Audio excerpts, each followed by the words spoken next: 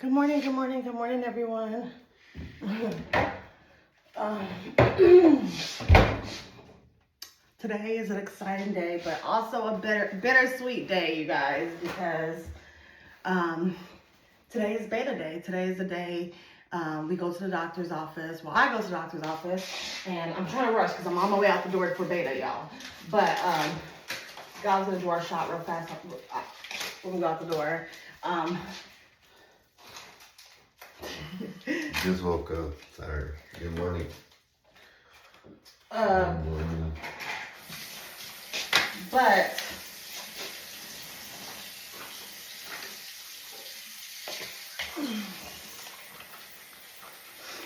I will say this, you guys, it's bittersweet, and the reason why I say that because if anybody follow me on Facebook, and if you don't follow me, Everything Erin, you guys know we did the cheap test 2 days ago, and the results were negative.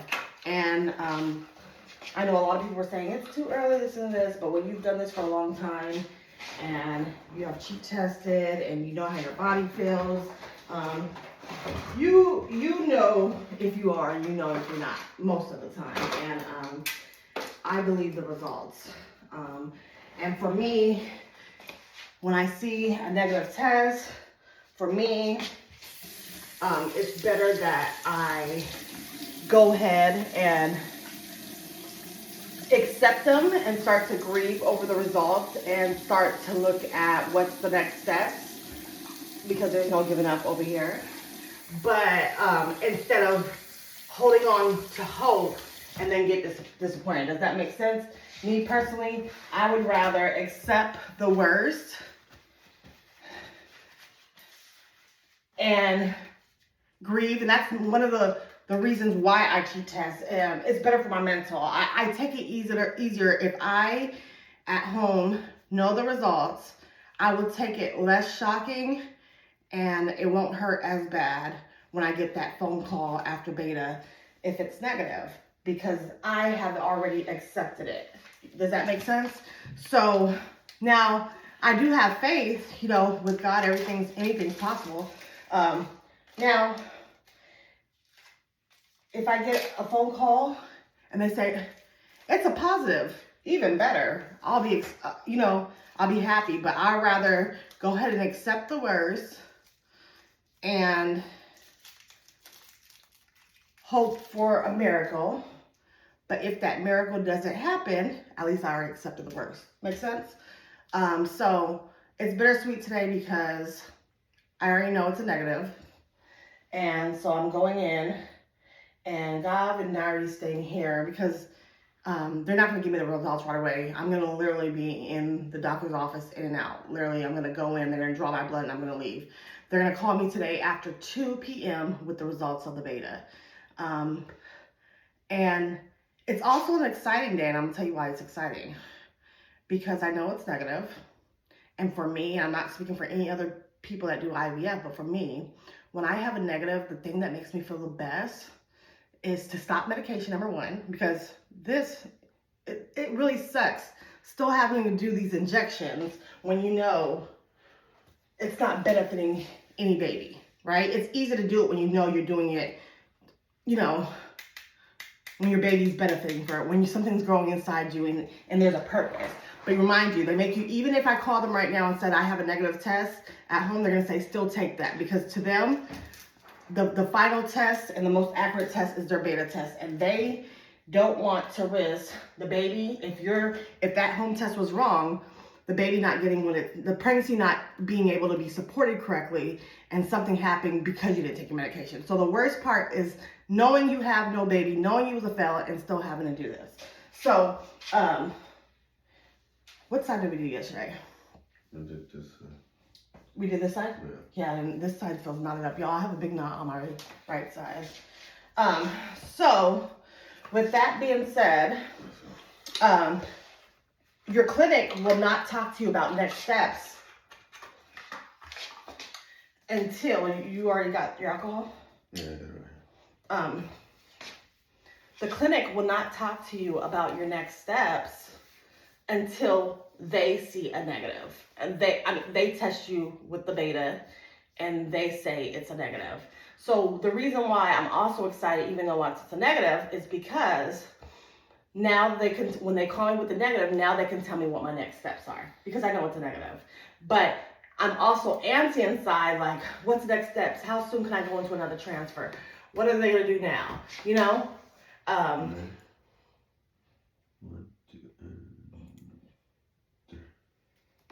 You know, what are they gonna do now? Those are questions that I have.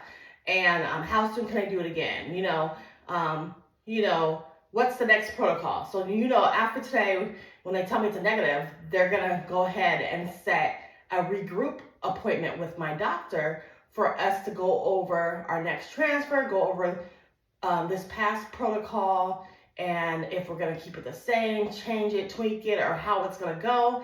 And when you have a FEL, for me, and I'm speaking for me only, the thing that gives me light, it makes me feel better, is hearing about the next steps, hearing about what we're gonna do next to try to have a successful transfer next time. You know, I'm all about not dwelling on the negative, but looking at the positive. I still have another chance, you know. I'm still young enough to try again. That's my excitement today, y'all. I already grieved. I was sad all day yesterday, the day before yesterday, all week until my cheat test. I was depressed. If anybody saw me live or anything, you can kind of tell I couldn't shake it. Nice. Even before I cheat test, I had like a little gut feeling just off of previous. You know, I've always experienced both. I've experienced successful transfer and many failed transfers. Also, a successful transfer with a chemical, which is a miscarriage. So you kind of start to know your body and start figuring out what's going on. And I don't even think this is a chemical. I think this was a complete fail.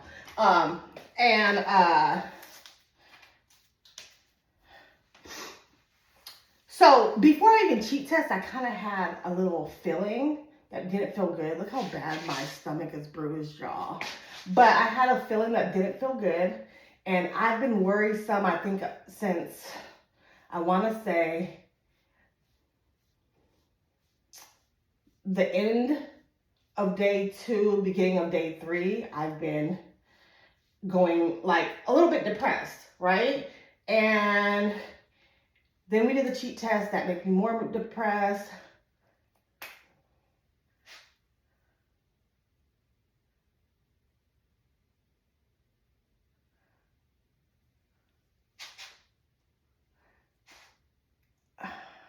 That kind of burned this morning. I don't know why it's burning. Maybe I got a bad spot. That burned. Oh, that hurt. That hurt a little bit more than normal. Okay. Anyways.